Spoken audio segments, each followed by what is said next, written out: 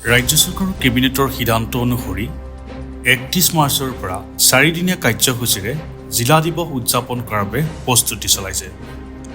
ৰাজ্যত প্ৰথমবাৰৰ বাবে এই কাৰ্যসূচী অনুষ্ঠিত কৰাৰ বাবে ৰাজ্য চৰকাৰে তৎপৰতা গ্ৰহণ কৰিছে। উল্লেখযোগ্য যে জিলাসমূহৰ সামূহিক উন্নতি আৰু ঐতিহ্য পৰম্পৰা ধৰি ৰখাৰ লক্ষ্যৰে জিলা দিৱস পালনৰ সিদ্ধান্ত গ্ৰহণ কৰা বুলি জানিব পৰা গৈছে।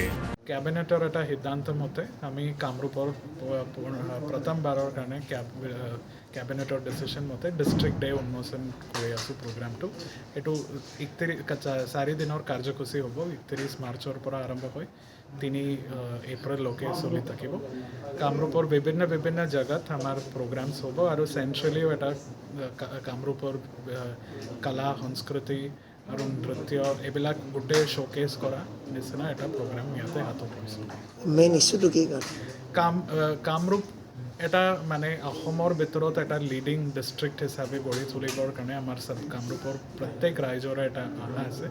সেইটো আমাক পুনৰ এটা মটিভেট কৰাৰ এটা অপৰচুনিটি লয়। প্লাছ আমাৰ কলা সংস্কৃতিৰ যিমান ডাইভাৰ্চিটি আছে সেইটো চবৰ সন্মুখে লৈ আহিবৰ কাৰণে এটা প্লেটফৰ্ম হিচাপে আমি ব্যৱহাৰ কৰি আছোঁ।